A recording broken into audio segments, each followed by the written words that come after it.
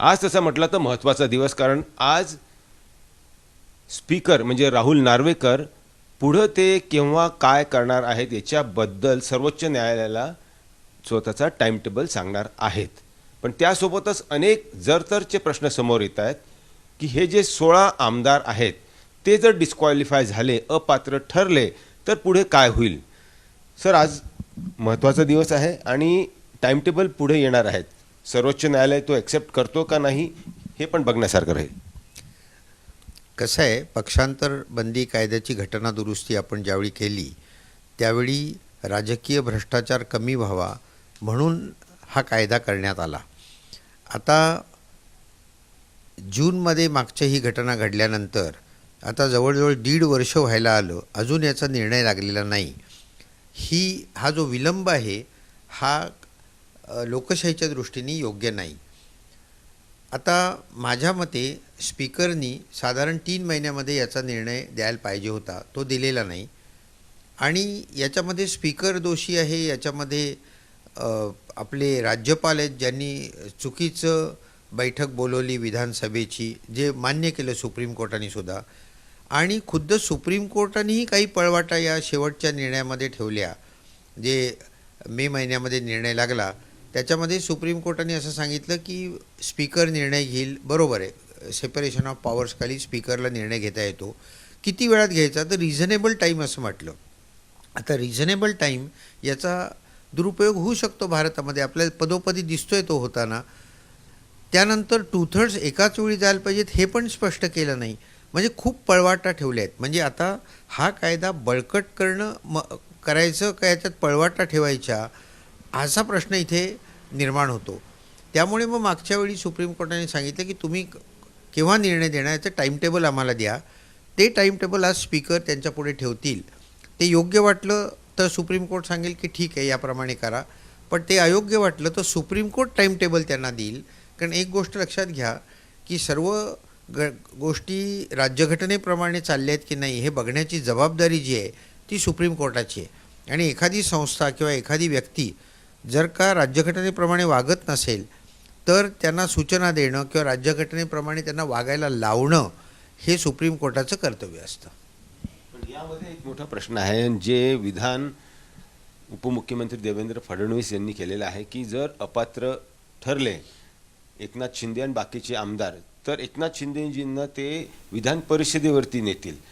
तर असं शक्य आहे का? आता कसं आहे, तुम्ही नाव घेऊन मला विचारलं आहेत की देवेंद्र फडणवीस असं म्हणाले. इतक्या मोठ्या पदावरच्या व्यक्तींनी अशी बेजबाबदार विधानं करू नयेत असं व्यक्तिगत मला वाटतं, कारण त्याचे दुष्परिणाम आपल्या लोकशाहीवर होऊ शकतात. आता हा जो कायदा केलेला आहे याच्यामध्ये अत्यंत स्वच्छ शब्दात म्हटलेलं आहे की या कायद्याखाली एखादी व्यक्ती जर का डिस्क्वालिफाय झाली तर त्याला मंत्री राहता येणार नाही. पॉईंट 1. कुठपर्यंत मंत्री राहता येणार नाही, तर त्यांची मुदत जोपर्यंत आहे तोपर्यंत राहता येणार नाही, किंवा त्याच्या आत जर का ते निवडून आले कुठनं तर तिथपर्यंत राहता येणार नाही. वर्डिंग काय आहे, इलेक्टेड असं वर्डिंग आहे. If he gets elected, nominated नाही. विधानसभेवर जे नेमायचं आहे गव्हर्नरने ते नॉमिनेशन आहे, ते इलेक्शन नाही. त्यामुळे देवेंद्र फडणवीस गव्हर्नरना सांगू शकतात की यांना नेमा म्हणून नॉमिनेट करा, पण इलेक्शन नाही आहे. इलेक्शन कमिशन घेतं, ज्याला 2-4 महिने लागतील. मग या 2-4 महिन्यामध्ये काय होणार महाराष्ट्रामध्ये? मुख्यमंत्री नाही आहे म्हणजे मग राष्ट्रपती राजवट आणावी लागेल. तेव्हा मला असं वाटतं की एकतर हे असं विधान करणं हे राज्यघटनेचं अज्ञान आहे एक, किंवा आता असं ठरवलं आहे आपल्या राजकारणी लोकांनी की राजकारण आणि नीतिमत्ता याचा काही संबंध नाही. म्हणजे कॉन्स्टिट्यूशनल मोरॅलिटी आम्ही ज्याला म्हणतो वर्गात शिकवतो ती मोरॅलिटी बाजूला ठेवायची आणि येणं केणं प्रकारेनं सत्तेवर राहायचं, एवढंच फक्त ध्येय ठेवायचं. म्हणजे मग इथे राजकारण आणि नीतिमत्ता यांचा पूर्ण डिव्होर्स झालेला आपल्याला दिसतो.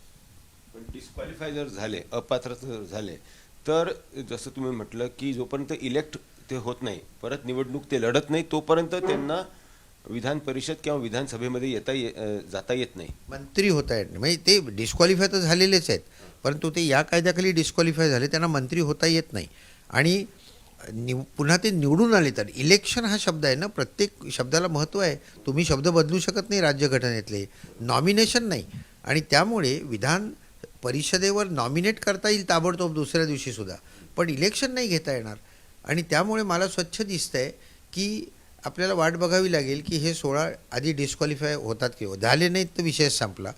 माझ्या मते ते व्हायला पाहिजेत, कारण ते 2/3 नव्हते आणि त्यांचं मर्जर पण झालेलं नाही आहे. म्हणजे राज्यघटनेचा जो स्वच्छ अर्थ आहे त्याच्याप्रमाणे हे 16 लोक डिस्क्वालिफाय व्हायला पाहिजे. ते मी अगदी पहिल्या दिवसापासून म्हणतोय. आता बघूया काय होतं ते. पण जसं तुम्ही म्हटलं की नॉमिनेट त्यांना करता येते, तर जर गव्हर्नर यांनी त्यांना नॉमिनेट केलं तर मग ते विधान परिषदेवरती जाऊ शकतील. विधान परिषदेवर जाऊ शकतील, पण मंत्री नाही होऊ शकणार. मग विधान परिषदेवर नॉमिनेट करता येईल. तो सुद्धा मी तुम्हाला सांगितलं तसं की नीतिमत्ता सोडल्याचं लक्षण आहे की ज्या तुम्ही डिस्क्वालिफाय झालायत, तुम्हाला स्पीकरनी किंवा सुप्रीम कोर्टाने डिस्क्वालिफाय केलं आहे, असं असताना तुम्ही विधान परिषदेवर नेमणूक कोणाची केलीत तर राजकीय कॉन्स्टिट्यूशनल मोरॅलिटी किंवा एथिक्सला पूर्णच तुम्ही हाकलून दिल्यासारखं होत आहे.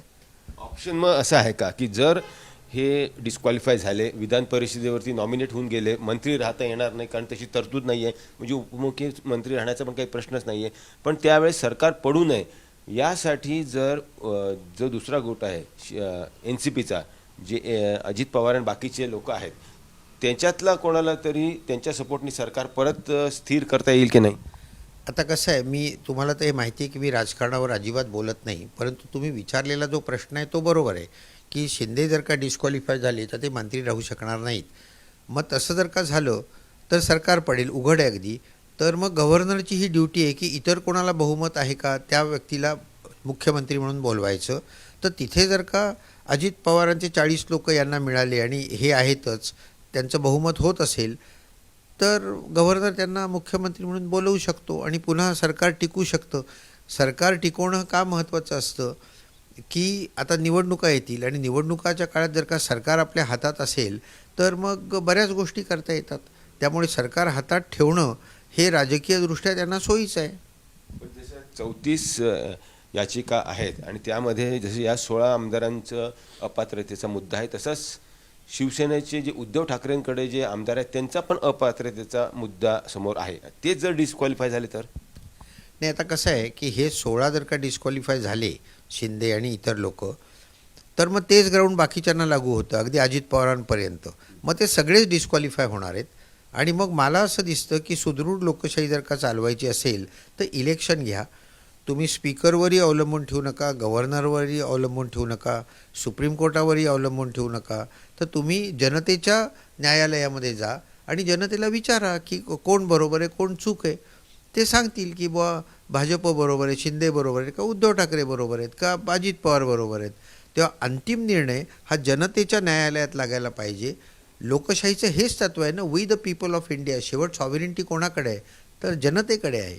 हे सगळे लोक जर का चुकले तर अंतिम निर्णय हा, जसं इंदिरा गांधींनी आणीबाणी निर्माण केली, जनतेला पटलं नाही, त्यांनी इंदिरा गांधींना मतं दिली नाहीत, तसं या ठिकाणी जर का जनतेला हे पटलं नाही तर जनता त्यांना मतं देणार नाही. तर अंतिम लढाई ही जनतेच्या न्यायालयात व्हायला पाहिजे. लोकशाहीचं ते तत्व आहे.